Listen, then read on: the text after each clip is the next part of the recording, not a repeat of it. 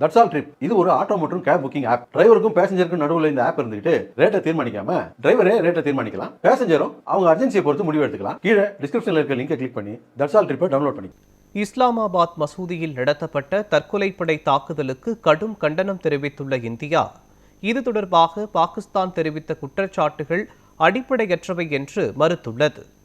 பாகிஸ்தான் தலைநகர் இஸ்லாமாபாத்தில் அமைந்துள்ள மசூதியில் தனியொருவர் நடத்திய தற்கொலைப்படை தாக்குதலில் 31 பேர் உயிரிழந்தனர், 160 பேர் காயமடைந்தனர்.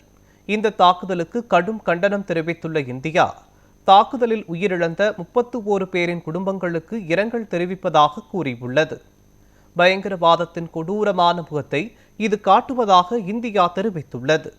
அதே நேரத்தில் பயங்கரவாத பிரச்சினைகளுக்கு தீர்வு காணாமல் இத்தாக்குதலுக்கு இந்தியா மீது பழி போடுவது துரதிர்ஷ்டவசமானது என்றும், இது தொடர்பான பாகிஸ்தானின் குற்றச்சாட்டுகள் அடிப்படை ஆதாரமற்றவை என்றும் மத்திய வெளியுறவுத்துறை அமைச்சர் கூறியுள்ளார்.